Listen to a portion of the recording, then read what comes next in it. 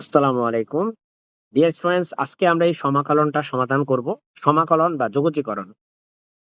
এখানে আমাদেরকে E to the power tan inverse X into 1 divided by 1 plus X square কে integration করতে বলছে এক্স এর সাপেক্ষে। এই ইন্টিগ্রেশনটা আমরা প্রতিস্থাপন পদ্ধতিতে করব। অর্থাৎ আমরা আমরা tan ইনভার্স এক্স কে ধরে নিব এখানে z। ঠিক আছে, tan ইনভার্স এক্স কে আমরা এখানে z ধরে নিব। এই যে ধরে নিচ্ছি বা প্রতিস্থাপিত করতেছি, এই জন্য এটার নাম হচ্ছে প্রতিস্থাপন পদ্ধতি বা মেথড অফ সাবস্টিটিউশন।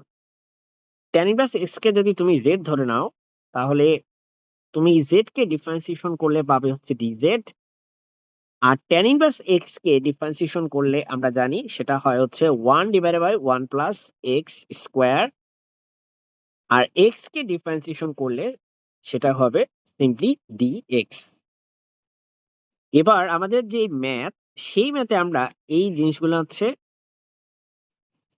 বসিয়ে দিব। ঠিক আছে, সো এটা হবে integration of E to the power Z.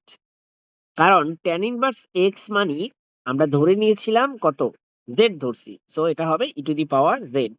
আচ্ছা, এবার এই পুরো অংশটুকু যেটুকু আমি এনসার্কেল করলাম, এটুকু হচ্ছে nothing but DZ.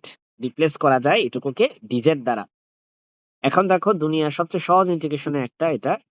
E to the power z এর ইন্টিগ্রেশন হচ্ছে simply e to the power z, আর একটা ইন্টিগ্রেশন কনস্ট্যান্ট সি দিবে তুমি। ঠিক আছে, তাহলে e to the power z, z মানে কি, জেড মানে হচ্ছে আসলে tan ইনভার্স এক্স। তাহলে এটা হবে e to the power tan inverse x plus C.